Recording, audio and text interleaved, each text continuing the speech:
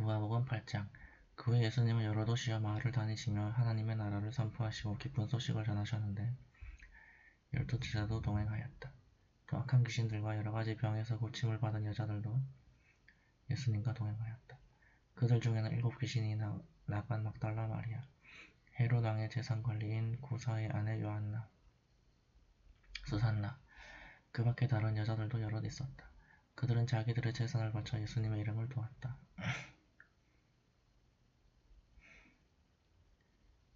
사람들이 여러 마을에서 모여들어 마침내 큰 군중을 이루었을 때 예수님은 비유를 들어 이렇게 말씀하셨다.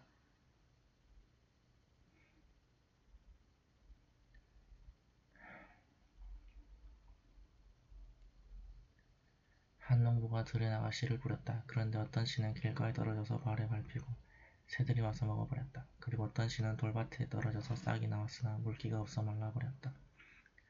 또 어떤 씨는 가시덤불에 떨어졌는데 가시나무가 함께 자라 그 기운을 막았다. 그러나 어떤 씨는 좋은 땅에 떨어져서 잘 자라 100배의 열매를 맺었다. 예수님이 이 말씀을 마치시고 귀 있는 사람은 잘 들으라 하고 외치셨다. 제자들이 이 비유의 뜻을 묻자 예수님은 이렇게 대답하셨다. 너희에게는 하나님 나라의 비밀을 아는 것이 허락되었으나 다른 사람들에게는 비유로 말한다. 이것은 그들이 보아도 알지 못하고 들어도 깨닫지 못하게 하기 위해서이다. 이 비유의 뜻은 이렇다. 씨는 하나님의 말씀이다. 길가에 떨어진 씨는 사람들이 말씀을 듣기나 하였으나 그들이 믿고 구원받지 못하도록 마귀가 와서 그 말씀을 빼앗아가는 것을 가리킨다. 돌밭에 떨어진 씨는 말씀을 들을 때 기쁨으로 받아들이지만 뿌리가 없으므로 잠시 믿다가 시험을 받으면 떨어져 나가는 사람을 말한다. 또 가시덤불 속에 떨어진 씨는 말씀은 듣지만 살아가는 동안에 세상의 걱정과 재물에 얽매이고 쾌락에 빠져 말씀대로 생활하지 못하는 사람이다.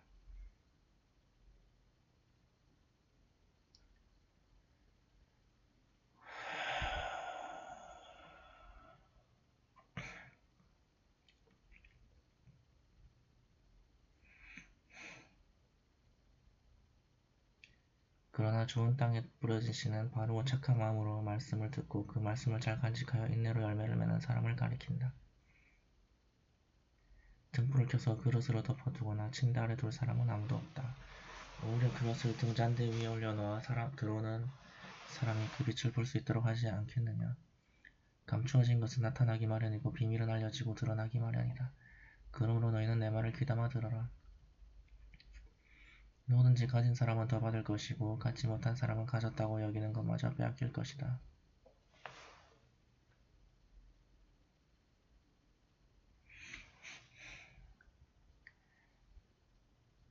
예수님의 어머니와 형제들이 예수님을 만나러 왔으나 군중들 때문에 만날 수가 없었다. 그래서 어떤 사람이 예수님께 선생님, 어머니와 형제분들이 선생님을 만나뵈려고 밖에서 기다립니다 하였다. 그러나 예수님은 그들에게 내 어머니와 형제들은 하나님의 말씀을 듣고 실천하는 이 사람들이다 하고 대답하셨다. 어느 날 예수님이 제자들과 함께 배를 타시고 호수 저편으로 건너가자 하고 말씀하셨다. 그래서 그들을 떠나는데 가는 도중에 예수님은 잠이 드셨다. 그때 갑자기 큰 폭풍이 휘몰아쳐서 배가 침몰하게 되었다. 그러자 제자들이 예수님을 깨우며 주님, 주님, 우리가 죽게 되었습니다 하고 부르짖었다. 예수님이 일어나 바람과 성난 파도를 꾸짖으시자 폭풍이 그치고 물결이 잔잔해졌다. 그때 예수님이 제자들에게 너희 믿음은 어디 있느냐 하고 물으시자 그들은 두려워하고 놀라며 도대체 이분이 누구신데 바람과 물을 보고 명령해도 복종하는가 하고 수군거렸다. 예수님의 일행은 갈릴리 건너편 거라사 지방에 도착하였다.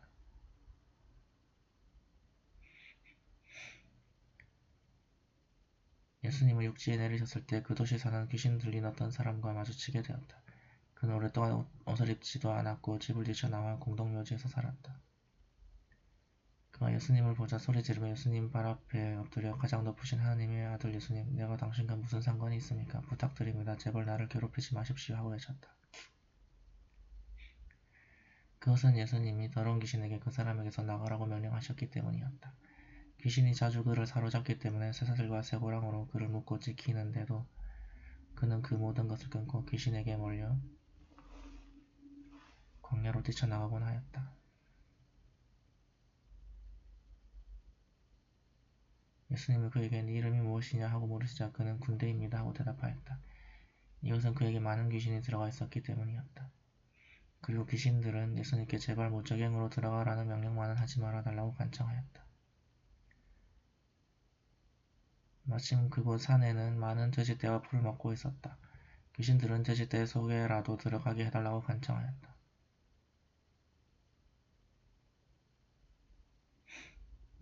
그래서 예수님이 허락하시자 귀신들이 그 사람에게서 나와 돼지떼 속으로 들어갔다. 그러자 돼지떼가 가파른 비탈로 내리달려 호수에 빠져 죽고 말았다. 돼지를 치던 자들이 이것을 보고 도망하여 읍내와 촌에 이 일을 말하자 사람들이 일어난 일을 보려고 모여들었다. 그들은 귀신 나간 사람이 옷을 입고 맑은 정신으로 예수님 앞에 있는 것을 보고 두려워하였다. 이를 지켜본 사람들이 어떻게 해서 귀신 들린 사람이 낫게 되었는가를 이야기해주자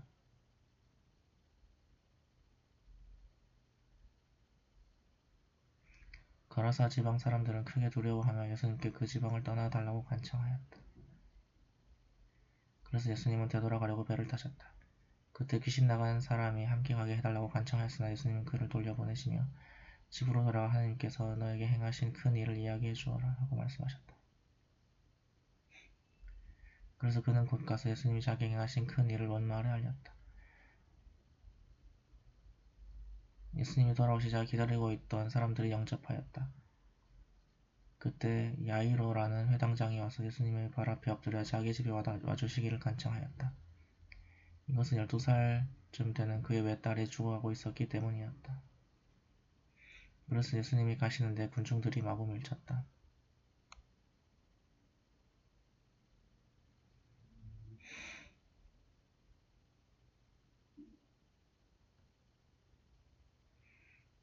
그때 군중 가운데 12년 동안 피를 흘리며 앓던 한 여자가 있었다.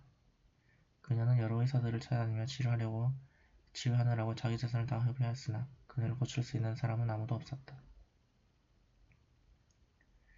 그 여자가 뒤로 가서 예수님 옷자락을 만지자 흐르던 피가 즉시 멎었다. 이때 예수님이 누가 내 옷을 만졌느냐고 물으자 모두 모른다고 하였고 베드로는 주님이 사람들이 이렇게 밀치고 있는데 어떻게 알겠습니까? 하고 대답하였다.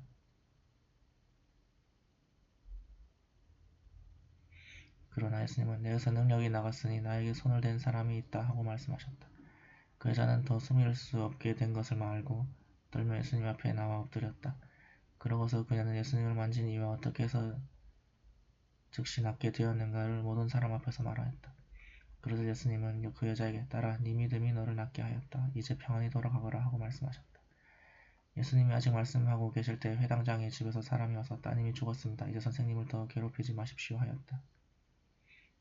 예수님은 그 말을 들으시고 회당장에게 두려워 말고 믿기만 하라. 그러면 딸이 살아날 것이라고 말씀하셨다.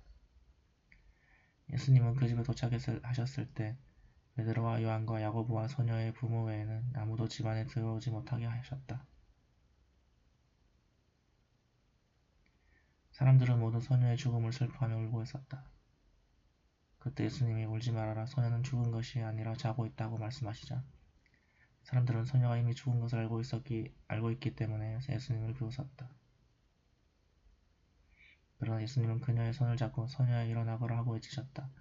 바로 그 순간 소녀의 영이 돌아와 그녀는 즉시 일어났다. 예수님이 소녀에게 먹을 것을 주라고 말씀하시자 소녀의 부모는 놀라 어쩔 줄을 몰랐다. 그러나 예수님은 이 일을 아무에게도 알리지 말라고 그들에게 명령하셨다.